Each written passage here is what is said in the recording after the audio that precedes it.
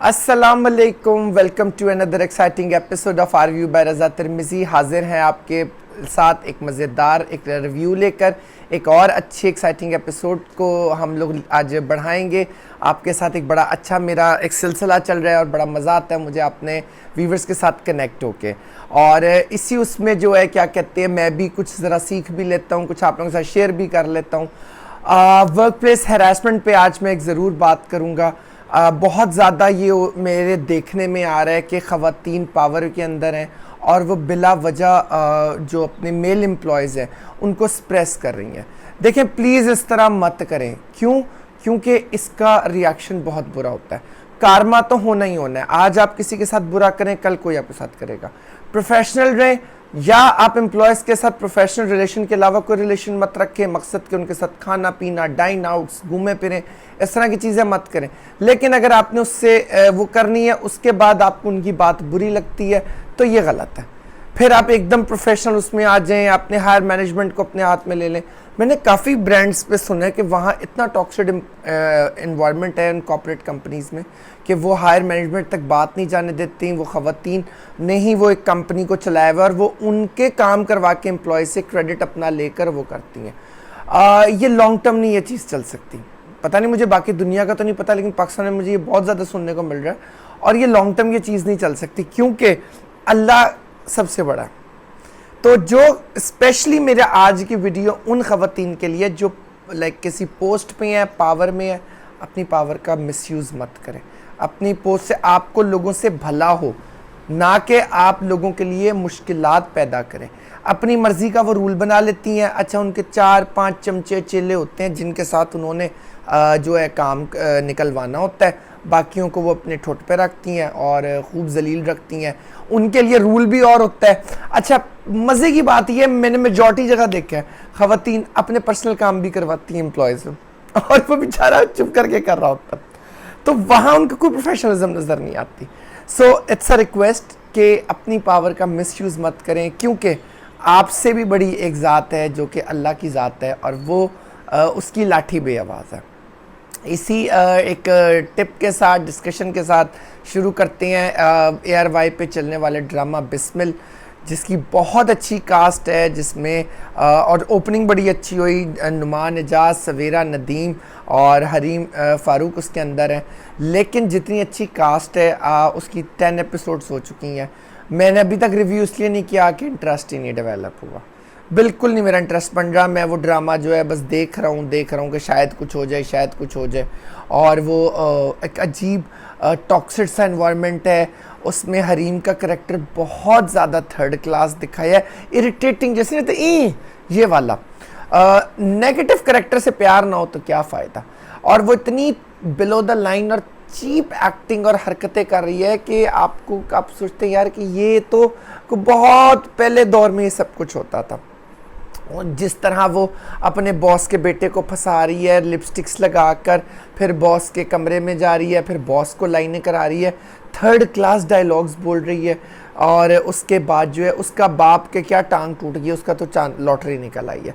चले ये सब भी एक्सेप्टेबल है। फिर वो जी आप प्रोफेशनल दिखाते, जिस तरह वो जी मैनेजमेंट के अंदर थी, उनके घर जाया करती थी। वहाँ एक दफ़ा उनके वॉशरूम में थी, फिर दूसरी दफ़ा थी, फिर तीसरी दफ़ा थी। यार ये व्हाट इज़ दिस यार, क्या हो गया, उनके कमरे से नहीं वो निकल रही है। और फिर तो हद ही हो गई है कि 2 एपिसोड्स पहले वो उनका जोड़ा पहन लेती है और जोड़ा पहन के वो पिक्चर्स बनाती है और वो मालकिन आ जाती है। यार कोई भी नहीं, मासियाँ भी नहीं ये काम करती जो हरकतें वो कर रही है, वो अपनी सोशल मीडिया के लिए। फिर उसकी वीडियो बनती है, वीडियो लीक होती है, फिर वो नुमान एजाज से कह के, खैर ये सब गंद हो रहा है। उसके बेटे की मंगनी हो गई है, एक अजीब सी चीज़ें हो रही हैं। मैं इसको वर्ड्स में किस तरह कहूँ कि कुछ तो यार उसमें कुछ स्टोरी होती। इससे पहले जो ड्रामा रद्द चल रहा था उसकी हर एपिसोड ओफ आप यूँ बैठते थे यार अब क्या हो रहा है। उधर कभी मैं कभी तुम बहुत अच्छा हो गया। बट इस ड्रामे की 10 एपिसोड्स तक कुछ नहीं हुआ। 10 एपिसोड जो 10th एपिसोड हुई आज, इसके अंदर आपको मैं 4-5 सीन्स हैं उसको बता देता हूँ कि उसमें उन्होंने उसकी बीवी की ख्वाहिश थी सवेरा नदीम की कि इसको टर्मिनेट करें और टर्मिनेट लेटर मुझे भेजें। वो उसका टर्मिनेशन लेटर साइन कराता है और वो उसको कहता है मैं तुमसे अब निकाह करूँगा और तुम्हें बहुत अच्छा रखूँगा। वो बड़ी खुशी से टर्मिनेशन लेटर ले रही है और वो कंपनी उसको गाड़ी भी दे रही है। कंपनी उसके कह रही है जो बाप वाले एक्सीडेंट का जिक्र भी नहीं करेंगे। अब जब वो घर जाते हैं तो वो अपने बाप को दिखाते हैं कि जी ये देखें ये क्या है। वो कहते हैं इतनी बड़ी अमाउंट का चेक क्या किया तुमने। वो फिर उसको दूसरा लेटर दिखाते हैं, उसका रेजिग्नेशन का होता है कि जी मैंने खुद जॉब छोड़ी है क्योंकि मैं निकाह कर रही हूँ, शादी के बाद मैंने नहीं करनी। तो कहते तुम किससे शादी कर रही हो। उसका बाप हैरान हो जाता है। अब वो बाप ना समझ नहीं पा रहा है कि उसकी बेटी क्या हरकतें कर रही है। वो उधर उसका बीमारी के नाम पे भी पैसे बटोर रही है, अपॉर्चुनिटिस्ट है। अच्छा उधर जो है क्या कहते हैं वो अब उनको मना रही है शादी के लिए। वो कहते हैं तुम क्या हरकतें कर रहे हो कि ये हम दोनों का फैसला है, बॉस आएंगे तो हम शादी करेंगे। कहते हो तुम तो उसकी बेटी की उम्र की हो। कहते जी सो वॉट, और इन अमीरों का हक ही नहीं है। उसको दिखाया कि वो इतनी ज़्यादा डेस्परेट है पहली एपिसोड से ही कि वो बड़ी गाड़ियों पर घर आना एंड ऑल दैट। उसका बाप एक ड्राइवर था कंपनी में। अब वो इतना ज़्यादा यार जिस तरह वो हे करके बोलती है ना यूं करके, आई वाज लाइक यार दैट इज़ टू मच, इतना फनी।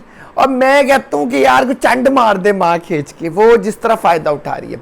खैर वो अपनी बीवी को नुमान एजाज सफीना नदीम को भेज देता है उसका रेजिग्नेशन लेटर। वो भी खुश हो जाती है, घर आता है। वो कहते हैं तुम्हें कुछ भी चाहिए तो बताओ, आज मेरा मूड अच्छा है, तुमने दिल खुश कर दिया, मैं दूंगी। वो कहते हैं वो उसकी क्या ज़रूरत है, तुम तो वैसे ही बगैर कहे कर देती हो।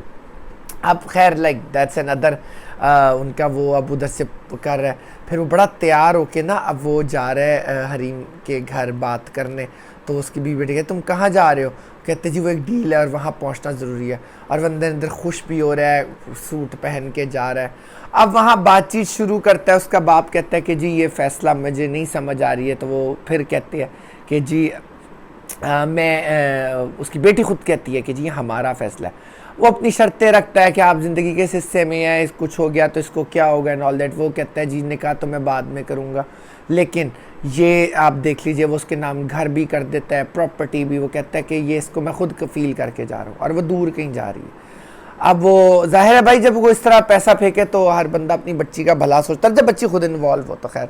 और वो जी उधर से चला जाता है, चाय शाय पी के रिश्ता डन हो गया। उधर उसका बेटा जो है वो आता है, उसके दोस्त वेंटिलेटर पे खुदकुशी कर ली, उसके बाप ने कुछ शादी कर लिया। अजीब सा ये दिखाए यार, के लिए कुछ और भी दिखा सकते थे। There so many things going on, there so many things. और वो क्या कहते हैं अब वो उसको मैसेजेस कॉल कर रही है, Hareem Farooq love you miss you, के वो उसके इश्क में गिरफ्तार है। वो सोच रही है कि मैं इसको छोड़ूंगी तो नहीं, मैं अपनी मोहब्बत के में इसको ऐसा रखूंगी कि ये रात के टाइम भी चैन से ना हो। और उसकी बीवी नोट भी करी है किससे मैसेजिंग कर रहा है, बात कर रहा है, उसकी कॉल्स आ रही हैं। तो यू नो लाइक आज के दौर में इतना कुछ हो रहा है, इतने बड़े बड़े टॉपिक्स हैं।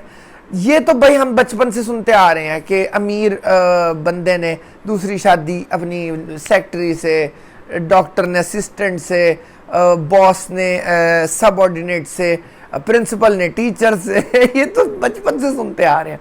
तुम क्या दे रहे हो, टेक होम क्या है, क्या ऑडियंस को तुम बता रहे हो इतने ज़बरदस्त एक्टर्स को लेके। एक्टिंग बहुत अच्छी सब कर रहे हैं, लेकिन स्टोरी में जान नहीं। और जब स्टोरी में जानना हो तो एवरीथिंग इज ठोश।